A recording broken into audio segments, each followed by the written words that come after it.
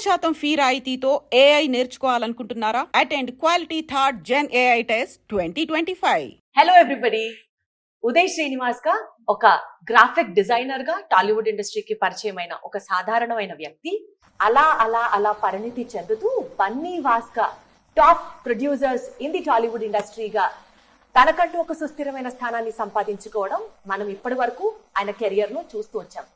Scene cut చేస్తే ఒక సహనశీలిగా, ఒక అజాత శత్రువుగా, ఏ సిచ్యువేషన్ అయినా సమయస్ఫూర్తితో హ్యాండిల్ చేసే మనలో ఒకడిగా ఉన్నటువంటి ఒక person and look up to personality ఈ రోజు షోలో గెస్ట్ గా వచ్చినందుకు చాలా హ్యాపీగా ఉంది. అండ్ ఇప్పటికే నేను ఇచ్చిన ఈ క్వాలిఫికేషన్స్ అందరికీ అర్థమైపోయింది. He is none other than Bunny Vas గారు. నమస్తే, ఎలా ఉన్నారు సార్? సార్ ఎప్పుడు అంతా కామ్ గా, కంపోజ్డ్ గా ఏ సిచ్యువేషన్ అయినా బన్నీవాస్ ఇట్టే హ్యాండిల్ చేస్తాడు అని అంత స్థిత ప్రజ్ఞత మీకు ఎట్లా వచ్చింది సార్? ఏం చెప్తారు? Maybe too much experience in engage అనుకుంటా అండి. దానివల్ల బాగా నలిగి ఓకే ఇవన్నీ చూసేసాం కదా అనే మేబీ అట్లాంటి యాటిట్యూడ్ వల్ల ఉంటుంది. అంటే ఇప్పుడు మిమ్మల్ని ఇప్పుడు ఏది ఎఫెక్ట్ చేయదా బన్నీవాస్ గారు? ఎఫెక్ట్ చేయడం అంటే అప్పుడు వస్తుంది కోపం, ఫస్ట్ 1 hour లో హాఫ్ అన్ అవర్ లో వస్తుంది. బట్ వెన్ దాని గురించి కొంచెం డీప్ గా మనం ఆలోచిస్తాము, దెన్ అది ఓపెన్ అయిపోతుంది ఆటోమేటిక్ గా. ఓపెన్ అయిపోయి ఓకే ఇది situation we have to face, ఈ situation we have to go on, లేదా ఈ situation we have to wait until we get the grip. ఒక సిచ్యువేషన్ అర్థం చేసుకుని ఇంకా ఆ సిచ్యువేషన్ తగ్గట్టు మనం మౌల్డ్ అవుతూనే తప్పితే దాని మీద ఇప్పుడు కింద మీద పడిపోయి చేసేదైతే ఏముండదు అక్కడ. అట్లా మాక్సిమం మీరు ఈ సిచ్యువేషన్స్ నుంచి నేర్చుకొని ఒక పర్సన్ గా ఇవాల్వ్ అయిన సిచ్యువేషన్స్ లైఫ్ లో చాలా చూసుంటారు. But if you have to name few, ఏం చెప్తారు? యా అంటే ఇప్పుడు సిచ్యువేషన్స్ వస్తుంటే నేర్చుకుంటూనే ఉంటాం. బట్ నాకు ఎంగేజ్ లో very engage of my 20 years అప్పుడు మా ఫాదర్ది ఫైనాన్షియల్ స్ట్రెస్ హ్యాండిల్ చేయవలసి వచ్చింది. So I have seen lot of ఏమంటారు దాన్ని, ఒక 1 year లోని I have seen lot of people. So చుట్టాలు అవ్వచ్చు, లేదంటే మా ఫాదర్ ఫ్రెండ్స్ అవ్వచ్చు, లేదంటే మా ఫాదర్ ఇది ఉన్న సిచ్యువేషన్ చూసి హ్యాండిల్ చేసుకోవాల్సి వచ్చింది. ఆ situation made me very strong at that engage. అంటే ఇంచుమించు కోర్స్ దగ్గర కానీ లేదా కేసెస్ దగ్గర కానీ ఎలా హ్యాండిల్ చేసుకోవాలి ఏంటి, ఈ నాలెడ్జ్ అంతా కూడా ఆ 1.5 year సిచ్యువేషన్ లో నాకు వచ్చింది. అక్కడ చాలా చూసాను లైఫ్ ఆ 1.5 year లో. సో 20 years లో మొత్తం జీవితాన్ని చదివేశారు. ఆ 20 years ఆఫ్ మై ఏజ్ ఆ 1.5 year లో మొత్తం లైఫ్ మీద మీ పర్సెప్షన్ మారిపోయింది. అక్కడ అంటే it changed my lot. Got it. Bunny Vas గారు, మీ కెరియర్ ఫాలో అవుతున్న ఎవరికైనా సరే అసలు మీరు ఇండస్ట్రీలోకి ఎలా వచ్చారు, ఇవాళ మీరు ఈ స్థాయిలో ఎలా ఉన్నారు అని అంటే ఎవరైనా సరే వెనకాల బన్నీవాస్ వెనకాల అల్లు అరవింద్ ఉన్నారు అనేది సుస్పష్టంగా అందరికీ తెలిసిన అంశం. ఈ నేపథ్యంలో జీవితంలో దేవుడు కొంతమంది మనుషుల్ని ఒక పర్పస్ కోసమే పరిచయం చేస్తారు. డెఫినెట్లీ వాళ్ళ వల్ల లైఫ్ మారిపోతుంది దానికి మిమ్మల్ని చూసి, మీ అసోసియేషన్ విత్ అల్లు ఫ్యామిలీ చూసి నేను ఐఎస్ ఇది కరెక్టే అయి ఉండొచ్చు అని అనుకుంటాను. అలా కొన్ని divinely persons in your life నేను అరవింద్ గారితో కాకుండా ఇంకెవరున్నారు? అరవింద్ గారితో కాకుండా అంటే దిల్ రాజు గారు, సుకుమార్ గారు, they are the very important people in my life. నాకు కెరియర్ చేంజ్ చేయడంలో కానీ, లేదంటే నాకు ఇంకొక అదర్ స్టెప్ ఇవ్వడంలో కానీ, అపార్ట్ ఫ్రమ్ అరవింద్ గారు అండ్ బన్నీ, ఇద్దరు కాకుండా అయితే they are the very most important people in my life. అసలు అరవింద్ గారితో మీకు ఉన్న ఆ రిలేషన్ ఎంత స్ట్రాంగ్ అంటే మా దాకా వచ్చేటప్పటికి అంటే నా పరిచయం విత్ బన్నీ గారు బ్రదర్ బాబీతో అక్కడ నుంచి actually first step is that one. అది అంచెలంచెలుగా ఎదుగుతూ ఎక్కడి దాకా వెళ్ళిందంటే బన్నీ గారు ఏ ఇంట్లో ఉండాలో, ఏ ఫోన్ వాడాలో, ఏ కార్ లో వెళ్లాలో అంతా అరవింద్ గారు సొంత కొడుకులాగా జాగ్రత్తలు తీసుకుంటారు, ఒక పెద్ద కొడుకు లెక్క అనేంత స్థాయికి ఎదిగింది. అది బయట ఉన్న మిత్. అవునా? బన్నీ గారు అనేది he's a very individual personality. ఆయన డెసిషన్స్ గానీ, లేదంటే ఆయన ఎలా ఉండాలనుకునేది ఇది ఏంటంటే he's from especially last 10 years he's very very matured and evaluate అయిపోయిన పర్సన్. ఆయన దానికి ఏంటంటే ఆయన చదివిన బుక్స్ కానీ ఇట్లో చూస్తే ఏంటంటే he has very clearly identified his personality. తను ఎలా ఉండబోతున్నాను, నెక్స్ట్ 5 years లో తను ఎలా ఉండబోతున్నాను అనేది కూడా ఈరోజు క్లియర్గా ఉంటాడు అతను. సో ఇదంతా బయట ఏంటంటే ఏదో అరవింద్ గారు చూసుకుంటారు, బన్నీవాస్ గారు చూసుకుంటారు అనేది మిత్. అంటే మీరు మీ పరంగా అరవింద్ గారు మిమ్మల్ని సొంత కొడుకులా అడాప్ట్ చేసేసుకున్నారు అన్నది ఒక వర్షన్ అయితే, ఇది ఒక క్వశ్చన్ ఇప్పుడు నేను అడిగింది. ఓకే అండి. లేదండి, 100% ఆ ఇంట్లో అయితే మాత్రం వాళ్ళ ముగ్గురు అబ్బాయిలతో పాటు నన్ను ఈక్వల్ గానే చూస్తాడు. దాంట్లో అసలు డౌటే లేదు. చాలా హ్యాపీ అనిపిస్తుంది కదండి లైఫ్ లో. అయ్యో ఒక పాయింట్ లో ఎవరో తెలియని వ్యక్తి అలా క్లోజ్ అయిపోయి ఈ రోజు ఫ్యామిలీలో ఒక ఇంపార్టెంట్ పర్సన్ అయిపోయినందుకు గాను మీ సక్సెస్ గా చూస్తారా, లక్ అనుకుంటారా? లక్ అండి, అది ప్యూర్ లక్ అండి. హంబుల్ ఆన్సర్ తెలుసా సార్ ఇది? లేదు, ఇట్స్ ప్యూర్ లక్.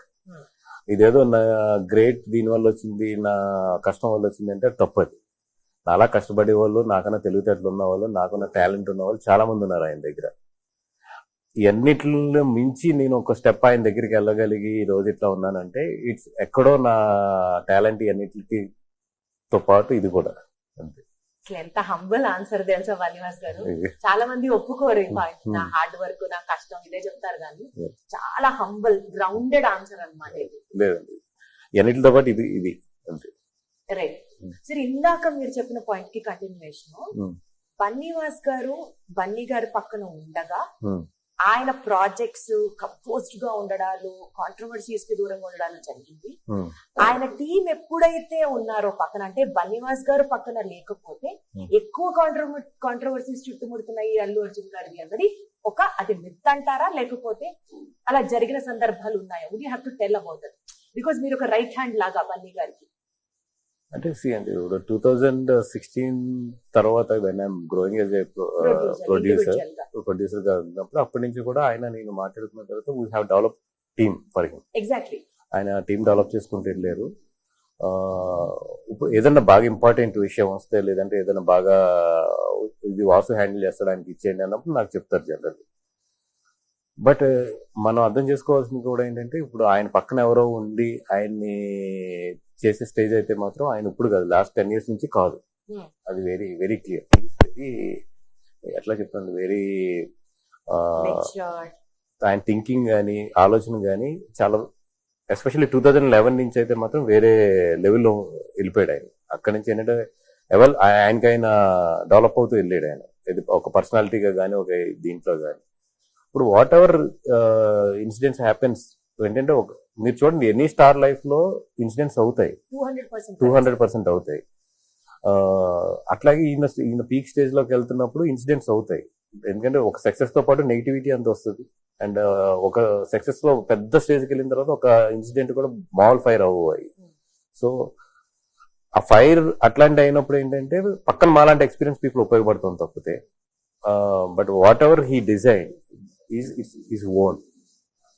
అది దాంట్లో వాళ్ళ ఫాదర్ది కానీ నాది కానీ ఇవన్నీ కూడా we are helped him. But own design అయితే మాత్రం ఆయనదే. సో మీరు పక్కన ఉన్నా పక్కన లేకపోయినా ఆయన ఇండివిజువాలిటీ, ఆయన చరిష్మా, ఆయన హార్డ్ వర్క్, ఆయన planning like extremely his own thing. And second thing ఏంటంటే, ఇంకా నేను లేకపోతే ఇంకా ఫాస్ట్ ఉంటాడు ఆయన. ఇంకా ఏంటంటే నేను జనరల్లీ ఏం చేస్తానంటే ఆయన్ని స్లో చేస్తాను. అంటే నాకున్న భయాలు, నాకున్న అప్రహాన్సెస్ తో, నాకున్న ఒక మిడిల్ క్లాస్ భయాలు, మనకు మిడిల్ క్లాస్ కి భయాలు చాలా ఎక్కువ ఉంటాయి. నేను ఆ మిడిల్ క్లాస్ నుంచి పెరిగినోడిని కాబట్టి నా భయాలు ఇట్లకి కొన్ని డేర్ చేయలేదు. అంటే ఇప్పుడు గమని ఆయన చాలా స్ట్రైట్ గా చెప్తాడు ఏ విషయం అన్నా సరే. ఒక నచ్చితే నచ్చిందని చెప్తాడు, నచ్చకపోతే నచ్చలేదని చెప్తాడు. నేను అలా చెప్పలేను. చాలా బయాస్, చాలా బ్యాలెన్స్ గా డిప్లొమాటిక్ గా వెళ్తాడు. అది ఆయనకు నచ్చుతుంది.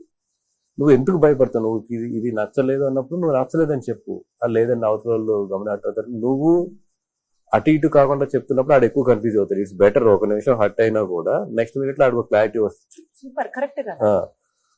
నువ్వు నో చెప్తానికి జంకి నువ్వు మధ్యలో అడ్జస్ట్ చేస్తా చూసి అవతల ఏంటంటే నీలో జెన్యూనిటీ ఫీల్ అవ్వడు. అట్లీస్ట్ నో చెప్పినప్పుడు తిట్టుకున్నా కూడా తర్వాత నీకు చేయాలనుకున్నప్పుడు నువ్వు చెయ్యి. ఆ రోజు అతను అర్థం చేసుకుంటాడు. ఈ క్వాలిటీని మీరు కూడా అలవాటు చేసుకోవడం స్టార్ట్ చేశారా? చాలా ట్రై చేస్తున్నాను కానీ అవ్వట్లేదు. చాలా ట్రై చేస్తున్నాను ఇన్ఫాక్ట్. బట్ అక్కడికి వచ్చినప్పటికి ఏంటంటే మళ్ళీ అవుతాడు, ఎక్కడ హర్ట్ అవుతాడేమో అని చెప్పి చాలా బ్యాలెన్స్డ్ గా చెప్పడం అలవాటు అవుతుంది. ఒరిజినల్ గా వస్తున్నాను తప్పితే ఆయనలాగా ఆయన ఏంటంటే కొంచెం చాలా స్ట్రైట్ గా ఉంటాడు ఆయన ఆ విషయాల్లో. Always that is very safe అండి. అలా ఉన్న వాళ్ళు చాలా ప్లెయిన్ హార్టెడ్ ఉంటారు. హీస్ నచ్చింది నచ్చలేదు అన్నదుకునే మాట్లాడతారు తప్పితే ఆయన వయా బ్యాలెన్స్డ్ తక్కువే. రైట్. తండేల్ మూవీకి సంబంధించి Hmm. బనివాస్ గారు సంక్రాంతికి రిలీజ్ అవ్వాల్సిన cinema Hmm. It got post phone to Feb 7th. Hmm. ఇప్పుడు సంక్రాంతికి రిలీజ్ అయిన సినిమాలకు సంబంధించి రిజల్ట్స్ చూసిన తర్వాత Hmm. ఎస్ నేను తీసుకున్న డెసిషన్ కరెక్టే అని ఫీల్ అవుతున్నారా? 100%. దాంట్లో అసలు ఎందుకంటే we want theatres very clear, good theatres. ఆ కాంపిటీషన్ వెళ్ళుంటే 100% మేము అనుకున్న థియేటర్లు అంత మంచి థియేటర్లు దొరకవు. ఇప్పుడు మా గ్రిప్ ఉన్న ఏరియాలో దొరుకుతాయి, కానీ మా గ్రిప్ లేని ఏరియాలు చాలా ఎక్కువ ఉన్నాయి. మా గ్రిప్ ఉన్నాయి 2 ఏరియాలు. సో 100% ఏంటంటే డెఫినెట్ గా మేము అనుకున్నట్టయితే రిలీజ్ చేయలేకపోదు. అందుకని చెప్పి ఇట్స్ బెటర్ టు హోల్డ్ అంత కాంపిటీషన్ లోకి వెళ్ళే కన్నా. సంక్రాంతి సినిమాలు అని అంటే Hmm. ఒక expectation, definitely holiday season, Hmm. అందరూ వాచ్ చేస్తారు. ఇప్పుడు అట్లీస్ట్ మొన్న రిలీజ్ అయిన సినిమాల్లో తండేల్ ఒక స్టాండ్ అవుట్ సినిమాగా ఉండుండేది. Hmm. ఎవరి సినిమాలంటే వాళ్ళకి ఆ కాన్ఫిడెన్స్ ఉంటుంది కాబట్టి. Hmm. ఈ థాట్స్ ఉన్న పాయింట్ లో Hmm. అక్కినేని ఫ్యామిలీకి ఒక హిట్ పడడం అవసరం. నాగ చైతన్య గారు డెస్పరెట్ గా ఉన్నారు హిట్ కోసం. And so much of hard work అని విన్నాము ఈ సినిమాలో. Hmm. సినిమా పోస్ట్ పోన్ చేద్దాము అన్న థాట్ ని ఆయన కూడా అప్రిషియేట్ చేశారా? ఎక్స్ప్లెయిన్ చేస్తున్నాం. సో ఫస్ట్ ఒప్పుకోలే. ఒప్పుకోలేదంటే ఫస్ట్ మేము అనుకున్నది యాక్చువల్లీ డిసెంబర్ లో అనుకున్నాం. డిసెంబర్ కి సినిమా మాకు కంప్లీట్ అవ్వలేదు. టు బి హానెస్ట్ కంప్లీట్ అవ్వలేదు. అప్పటికి సీరియల్ కానీ ఈ కానీ కంప్లీట్ అవ్వలేదు. తర్వాత పొంగల్ అనే ప్రపోజల్ వచ్చింది. We never said it's pongal, there is a proposal. Proposal వచ్చినప్పుడు పొంగల్ బెటరా అవుట్ ఆఫ్ ద పొంగల్ బెటరా అన్నప్పుడు we prefer out of the pongal. అచ్చా, అదే ఆయన యాజ్ ఎ ప్రొడ్యూసర్స్ గా మా డెసిషన్ ఆయన రెస్పెక్ట్ చేశారు. సూపర్ అసలు. కానీ sir first film you produced was with Naga Chaitanya గారు. 14 years తర్వాత మళ్ళీ ఇప్పుడు ఒక సినిమా ఆయనతో చేస్తున్నారు, అది కూడా భారీ cinema. Hmm.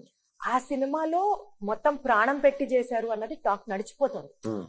Technicians, other teams, మీరు కష్టపడడం ఇవన్నీ పక్కన పెడితే నాగ చైతన్య గారు was very particular about the film. ఇది హిట్ కొట్టి తీరాల్సిందే అన్నంత ప్రాణం పెట్టి చేశారు సినిమా. అన్ని సినిమాలు చేస్తే ఈ సినిమాకి ఎక్కువ డెడికేషన్ అన్నది బయటకు వచ్చింది. Hmm. ఈ నేపథ్యంలో మీకు ఇది పేబ్యాక్ సినిమానా గ్రాటిట్యూడ్ పరంగా, Hmm. లేదా you are like proper producer, business ఆలోచించాలి, థియేటర్స్ ఆలోచించాలి, స్టాండర్డ్స్ ఆలోచించాలి, ఆ రకంగా నడిచిన సినిమానా? అరవింద్ గారి గురించి ఆలోచించినప్పుడు ఏమో బిజినెస్ ఆలోచించాలనుకుంటారు. When I look in to the Chaitanya గారు, లేదు నాకు ఈయన ఫస్ట్ సినిమా ఇచ్చారు కదా, ఈ సినిమాతో ఏదో ఒకటి ఆయన మీకు ఇవ్వాలనిపిస్తుంది. అందుకే ఐ టోల్ ఇది 100% 100 crores క్లబ్ లో మీరు అనౌన్స్ చేశారు అందరి ముందర. చేశాను. డెఫినెట్ గా అది నేను సక్సెస్ అవ్వగలననే నమ్మకం అయితే నాకు గట్టిగా ఉంది ఆ విషయంలో. ఒక్కొక్కసారి ఒక పాజిటివ్ అవర్ వచ్చేస్తుంది సినిమాకి సంబంధించి, కానీ కొంతమంది మనుషుల్ని కలిసినా గానీ. Hmm. అలా తండేలు డెఫినెట్లీ అందరికి ఎక్స్పెక్టేషన్స్ ఉన్నాయి. Hmm. ట్రైలర్ రిలీజ్ అయినప్పుడు కానివ్వండి, సాంగ్స్ రిలీజ్ అయినప్పుడు కానివ్వండి. Yeah. What is that the best point about Thandel అని? Hmm. మీకు అంత కాన్ఫిడెన్స్ ఎలా వచ్చింది ఈ సినిమా డెఫినెట్లీ హిట్ అవుతుంది? కదా అంటే ఇది రియల్ గా జరిగింది కదా. Hmm. అంటే రియల్ ఒక లైఫ్ లో ఉండే రియల్ ఎమోషన్స్ నుంచి ఈ కథ వెళ్తూ ఉంటుంది. అండ్ మీరు కూర్చున్నప్పుడు 100% రాజు అండ్ బుజ్జితల్లి వీళ్ళిద్దరిని అయితే మాత్రం ఫీల్ అవుతారు థియేటర్ లో. అంటే ఇది ఒక రియల్ లైఫ్ స్టోరీ.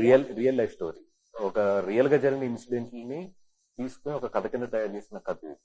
అంతే తప్పితే ఇదేదో కూర్చుని రాసిన కథ అయితే కాదు. Hmm. ఒక రియల్ గా జరిగిన ఇన్సిడెంట్స్ నుంచి ఒక డ్రామా క్రియేట్ చేసిన వెళ్ళాం మొత్తం. Hmm.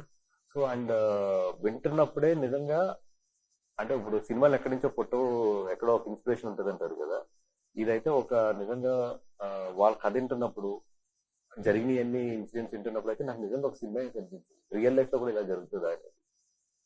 సో ఒక రియల్ లైఫ్ లో జరిగింది ఒక సినిమా కింద ఉంది కాబట్టి I have full confidence that definite ఇది ఆడుతుంది అని చెప్పి. మనసులోంచి వచ్చిన మాట అది. అంతే. అంతలా కనెక్ట్ అయిపోయారు మీరు. లేదు ఈ కథ కదా బాగా కనెక్ట్ అయ్యాను. ఎలా చూస్ చేసుకుంటారు బనివాస్ గారు? మీరు ప్రొడ్యూస్ చేయాలంటే సినిమాల్ని Hmm. మార్కెట్ పరంగా ఆలోచిస్తారా? అంటే కమర్షియాలిటీకి ఇంపార్టెన్స్ ఇస్తారా? Hmm. స్టార్ కాస్ట్ కి ఇంపార్టెన్స్ ఇస్తారా? కథకి మాత్రమే ఇంపార్టెన్స్ ఇస్తారా? 3 కలిపి చేస్తాము అన్నది ఒక diplomatic answer. General life diplomatic but అంటే నాకేంటంటే కేస్ టు కేస్. ఇప్పుడు కొన్ని కథలు ఉంటాయి, ఇప్పుడు ఆ కథలకి ఏంటంటే మోర్ దెన్ కాస్టింగ్ కన్నా కూడా మంచి లొకేషన్స్ కావాలి, మంచి మ్యూజిక్ కావాలి, మంచి టీమ్ కావాలి. అట్లాంటి ఏంటంటే ఓ పెద్ద కాస్టింగ్ వెళ్ళకుండా ఒక సింపుల్ గానే నీట్ గా క్యూట్ గా వెళ్ళిపోతాం. ఇప్పుడు తండేలు ఉంది, తండేలు కంపల్సరీ కాస్టింగ్ కావాలి, కథ ఉంది, కథ ఉంది, బట్ కాస్టింగ్ కావాలి. ఇప్పుడు ఇంత బడ్జెట్ కి నాకు బ్రేక్ ఈవెన్ అవ్వాలి. బ్రేక్ ఈవెన్ అవ్వాలంటే నేను కొత్త మీద తీయలేను ఈ సినిమా 100%. కమర్షియల్ గా కొత్త మీద తీస్తే ఎంత బాగా ఆడినా కూడా ఈ ఈ సినిమా డిమాండ్ చేసే డబ్బులు అయితే నాకు రావు.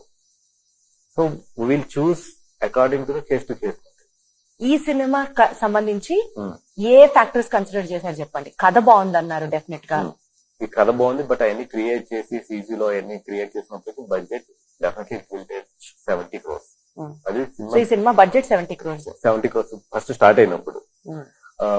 సో డెఫినెట్ గా ఏంటంటే 70 crores అచీవ్ అయ్యే కాస్టింగ్ నాకు కావాలి అండ్ అంత టెక్నీషియన్స్ కావాలి. ఫస్ట్ జనాలు ఈ సినిమాని ఏంటంటే బిలీవ్ చేయాలి అంటే డెఫినెట్ గా మంచి కాస్టింగ్ కావాలనేది ఆ రోజే ఫిక్స్. డెఫినెట్ గా ఇదేదో మనం కొత్త వాళ్ళతో అయితే వెళ్ళలేము ఈ కథ అనేది. దానికి తర్వాత సాయి పల్లవి గారికి చెప్పిన తర్వాత మన చైతన్య గారిని అప్రోచ్ అయ్యాను. ఇట్లాగేంటంటే అందరూ, బట్ గుడ్ థింగ్ ఏంటంటే చెప్పినప్పుడు ఫస్ట్ అటెంప్ట్ తో అందరి దగ్గర ఓకే అయిపోయింది. అంటే ఆప్షన్స్ అనుకున్నారా? ఈవిడ కాకపోతే నెక్స్ట్ ఎవరు, చైతన్య గారు కాకపోతే నెక్స్ట్ ఎవరు, వాళ్ళు ఒప్పుకోకపోతే కుదరకపోతే అన్నట్టు ఆప్షన్స్ అనుకున్నారా? అంటే ఆప్షన్స్ అని కాదు కానీ లైక్ ఈ కథ చాలా మందికి మామూలుగా ఫ్రెండ్లీగా కలిసినప్పుడు అది చెప్పినప్పుడు అయితే చాలా మంది ఇంప్రెస్ అయ్యారు. ఈ కథ ఇంప్రెస్ అయ్యి అందరు మాత్రం అడిగేవారు ఎవరితో చేస్తున్నావు ఏంటి అనేది మాత్రం. మీకు ఫస్ట్ వచ్చిన ఆప్షన్స్ ని అప్రోచ్ అయ్యారు, వాళ్ళు ఒప్పేసుకున్నారా? యా, చైతన్య గారికి ఇది బిఫోర్ ఆయన 1.5 years బ్యాక్ కి మామూలుగా ఆయన వేరే ఇన్సిడెంట్ వెళ్ళినప్పుడు ఆయన చెప్పాను ఈ కథ. చెప్పిన తర్వాత 6 months తర్వాత కూడా మళ్ళీ ఒకసారి ఆయన ఆ కథ ఎలా జరుగుతుంది ఏంటి అని చెప్పి ఫాలో అప్ చేశారు. అంటే ఆయనే ఫాలో అప్ చేశారు. ఏదండి, ఆయనే ఫాలో అప్ చేశారు. ఆయన గుర్తు తెచ్చుకుని ఒకసారి వాసా కథ చెప్పావు కదా, అది ఉంది కదా గమ్మున అది 100% చాలా మంచి కదా అది, నువ్వు డైరెక్టర్ సెట్ అయినంటే ఫస్ట్ నాకు చెప్పాను. సో అయితే ఈ స్టోరీని పట్టి ఫాలో అప్ చేసిన క్రెడిట్ కూడా చైతన్య గారికి ఇవ్వచ్చు. అయితే 100% నాకన్నా ఎక్కువ ఆయన నమ్మేది కదా. బాబాయ్, ఆయన 2-3 సార్లు నాకు గుర్తు చేసేవారు ఆ కథ ఏం జరుగుతుంది ఎలా ఉంటుంది, మంచి కథ అది డెఫినెట్ గా కొడతాం అనేది. ట్రెమెండస్ హార్డ్ వర్క్ అంట కదా సార్ రామచంద్ర అది గారు? మామూలు హార్డ్ వర్క్ అది. అంటే నాకు తెలిసిన 1-2 ఉన్నాయి, మీరు చెప్తే ఇంకా ఓహో ఈ లెవెల్లో హార్డ్ వర్క్ చేశారా అని అనుకోవచ్చు. ఈ ఫస్ట్ సినిమా- డౌట్ నేను ఆయన అడిగింది ఏంటంటే, సార్ ఫిక్షన్ మ్యాన్ కింద how you want to be, మీరు మీకు మీలా అంటే నువ్వు వదిలేసేయండి, అది యాక్టర్ గా నేను ఫిషర్ మ్యాన్ గా కనబడతావు అనేది నా బాధ్యత. ఈ కథ నువ్వు ఎంత నమ్ముతున్నావో నాకు తెలుసు. నీకేదైనా డౌట్ ఉన్నప్పుడు నన్ను నా లుక్ చూసిన తర్వాత నీకు ఏదైనా డౌట్ ఉన్నప్పుడు అడుగు. అప్పటి వరకు నువ్వు అసలు దీని గురించి సబ్జెక్ట్ వదిలేసాను. నాకు లోపల ఎక్కడ ఏంటంటే ఈయన సిటీ బోర్న్ అండ్ బ్రాటప్ ఇవన్నీ ఎలా తెలుస్తాయి ఏంటి అంటే పాపం ఈ వెంట ద విలేజెస్ వెళ్ళాడు ఆయన. అక్కడ చాలా మందిని కలిసాడు, చాలా మందిని తెప్పించుకునేవాడు ఆయన. తెప్పించుకుని వాళ్ళతో మాట్లాడుతూ ఉండేవాడు.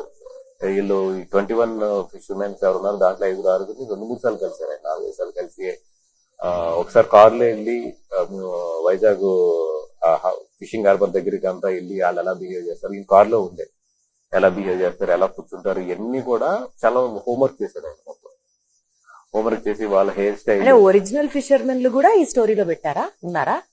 వాళ్ళకు మొత్తం త్రోట్ తీసుకున్నాం వాళ్ళని. అచ్చా, సినిమా అంతా ఉన్నది ఆర్టిస్ట్లే ఉన్నారు. బట్ ఏంటంటే వాళ్ళకి బాడీ బిహేవియర్స్ గురించి కానీ ఇట్ల గురించి తెలియడానికి కానీ ఇవన్నీ కూడా త్రూ అవుట్ లో మాకు ఒక 2-3 టీమ్స్ అయితే మేము కూడా ఉంచుకున్నాం. కూడా ఉంచుకున్నారా? వాళ్ళు నటించారా? నటించలేదు, కూడా ఉంచుకున్నాం. అలాగే స్లాంగ్ మాస్టర్స్ ఉంచుకున్నాం, ఎందుకంటే మొత్తం శ్రీకాకుళం స్లాంగ్ ఇది మొత్తం. అట్లాగే ఏంటంటే ఆయన అయితే మొత్తం డెడికేట్ అయిపోయాడు. ఇంకా ఆయన పొద్దున్న లేచినా నిద్రపోయినా ఏం చేసినా కూడా లాస్ట్ 2 years నుంచి అయితే ఈ సినిమా మొత్తం. ఏదో ఒక సన్ లో నుంచొని ట్యాన్ అయ్యే ఒక సీన్ ఉంటే కంప్లీట్ గా ఆయన ఏ మాత్రం సన్ స్క్రీన్ రాసుకోకుండా ఎండలోనే నుంచొని చేశారు. అవునండి, ఆయన నాకు భయం వేసింది సార్, మీకు అది రేపు పొద్దున డాట్స్ పడతాయి, అది చాలా ఇబ్బంది అయిపోతుంది తర్వాత అంటే లేదు I'm taking care, don't very అని చెప్పేసి. అంటే చాలా గొడుగు ఉండేది కదా. జనరల్ గా ఏంటంటే మాకు హీరోలు ఎనీ ఆర్టిస్ట్ ఎవరున్నా సరే మేకప్ ఇవన్నీ ఉంటుంది కాబట్టి సెట్ పెట్టుకుంటాను గొడుగు పెడతారు. బట్ ఆయన గొడుగు వద్దని తెలిసి నడి సముద్రంలో కూడా వద్దని మేము కంగారు పడి అలా కదా సీలోనూ కొడుతుంది అది ఏంటంటే పర్లేదు నాకు అది తెలుస్తుంది కదా, నేను ఐ విల్ టేక్ కేర్ అనే పాప అంబ్రెల్లా వాడలేదు అసలు. ఎస్పెషల్లీ సాయి పల్లవి గారిని మీరు ఒక నెమలి లాగా ఈ సినిమాలో చూపించినట్టు అనిపించింది. ఆ లిరిక్స్ కి కానీ ఆవిడ డాన్స్ సీక్వెన్స్ కానీ it was so beautiful. She is like a proved actress and proved dancer. పక్కన పెడితే ఆవిడకి కూడా టఫ్ కాంపిటీషన్ ఇచ్చారు. ఆ శివస్తోత్రం తాండవం సాంగ్ లో నాగచైతన్య గారిది it was a feast to ice అని వింటున్నాం. చాలా కసిగా చేశాడు. అంటే ఈ సినిమాని ఆయన చాలా పర్సనల్ గా తీసుకుని కసిగా చేశాడు. ఈ సినిమా నిజంగా ఓకే అపార్ట్ ఫ్రమ్ ద మా అందరికన్నా కూడా ఒక ఆకలి అండ్ ఒక ఈ సినిమాతో నేను కొట్టాలి అనే ఒక ప్రెస్ అయితే మాత్రం ఆయన డే 1 నుంచి ఉంది ఆయనతో. దానికన్నా ఈ సినిమా బాగా ఆడాలి. తదాస్తు. తండేల్ సినిమాలో మీకు మోస్ట్ ఛాలెంజింగ్ పీరియడ్ ఎప్పుడన్నా అనిపించిందా అండి? సెట్ పరంగా గానీ, హార్డ్ వర్క్ పరంగా గానీ, వాట్ ఎవర్ మీకు? లేదండి, ఈ సినిమా everyday is a challenge for us. Because ఎందుకంటే ఆ, ఇప్పుడు అక్కడ షూట్ చేసాం మ్యాంగ్లూర్ సైడ్. ఆ సముద్రంలో ఆ ఎండలో షూట్ చేయడం అంటే అసలు పాపం సాయంత్రం 4 అయినప్పుడు యూనిట్ అయిపోయేది. అట్లాంటిది నియర్లీ 35 to 40 days చేసాం అక్కడ ఆ ఏరియాలో. ఇంకా బీచ్ ఒడినా లేదంటే సముద్రం, ఈ రెండే. హ్యూమిడిటీ ఎంత ఉండేది సార్ హ్యూమిడిటీ అసలు? గానీ ఆ హీట్ గానీ అది అసలు మామూలు నరకం కాదు. బా. బట్ ఏంటంటే ఇంకా ఈవెన్ పాపం సంక్రాంతి కూడా రాకుండా అక్కడ ఉండిపోయి మా వాళ్ళు కంటిన్యూ అయిపోయారు. బా. అండ్ శాండ్ ఫైట్ ఉంటుంది దీంట్లో, అదేమో శాండ్ లో చేయాలి ఫైట్ మొత్తం. అవన్నీ కూడా అంటే production wise very tough production. అందుకని everyday is a challenge and for us. Market పరంగా, బిజినెస్ పరంగా యాజ్ అ ప్రొడ్యూసర్ గా మీరు మాట్లాడితే Hmm. How is it performing? ఈ పాటికి బిజినెస్ అయిపోయి ఉండాలి కదా? ఆల్మోస్ట్ క్లోజ్ అయిపోయింది. But still we are in a little ఇంకా మాకు బ్రేక్ ఈవెన్ అవడానికి అయితే మాత్రం సినిమా హిట్ అవ్వాలి 100%. ఆ రిస్క్ అయితే మాకు తెలిసిందే తీసుకున్నాం ఈ సినిమాకి అయితే మాత్రం. ఓ పక్క ఒక చిన్న corner of the heart risk, Hmm. But maximum cinema కొట్టేస్తుంది 100% అంతే, అన్న అంతే. ఒక కాన్ఫిడెన్స్. కాన్ఫిడెన్స్ లేకపోతే మీరు 100 కోట్ల క్లబ్ లో నాగ చైతన్య గారిని ఇన్వాల్వ్ చేస్తారని ఎట్లా చెప్తారండి అసలు? లేదండి, I have a confidence and definite గా 100 crores క్లబ్ లో అయితే ఈ సినిమా వెళ్తుంది. Wonderful sir.